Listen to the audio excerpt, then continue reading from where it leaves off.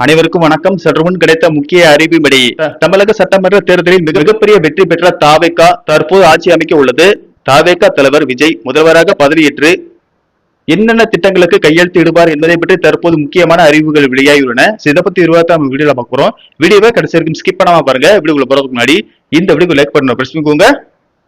இப்பதான் இந்த சேனலுக்கு ஃபர்ஸ்ட் டைம் இருக்கீங்கன்னா சப்ஸ்கிரைப் பட்டனை பிரஸ் பண்ணிக்கோங்க. கூடவே பெல் ஐகான் பட்டனை பிரஸ் பண்ணிக்கோங்க. வாங்க வீடியோக்குள்ள போகலாம்.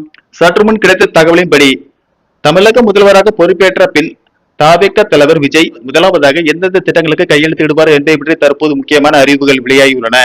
அதன்படி குடும்பத் தலைவிகளுக்கு மாதம் ரூபாய் 2500 உதவித்தொகை 60 வயது வரை உள்ள குடும்பத் தலைவிகளுக்கு வழங்கப்படும் என தெரிவிக்கப்பட்டுள்ளது.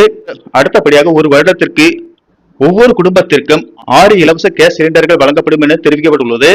அடுத்தபடியாக பெண்களின் திருமணத்திற்காக 8 கிராம் தங்கம் மற்றும் பட்டு சேலை வழங்கப்படும் என்றும், கல்வி உதவித்தொகையாக 1 முதல் 12ஆம் வகுப்பு படிக்கும் மாணவர்களுக்கு ரூபாய் 15,000 உதவித்தொகை வழங்கப்படும் என அறிவிக்கப்பட்டுள்ளது. அடுத்தபடியாக பெண்களுக்கு அனைத்து அரசு பேருந்துகளிலும் இலவசமாக பயணிக்க உத்தரவு பிறப்பிக்கப்பட்டுள்ளது. அடுத்தபடியாக ராணி வேலு நாச்சியார் படை என்ற திட்டத்தின் கீழ் பெண்கள் பாதுகாப்புக்காக சிறப்பு படை அமைக்கப்படும் என்றும் தெரிவிக்கப்பட்டுள்ளது.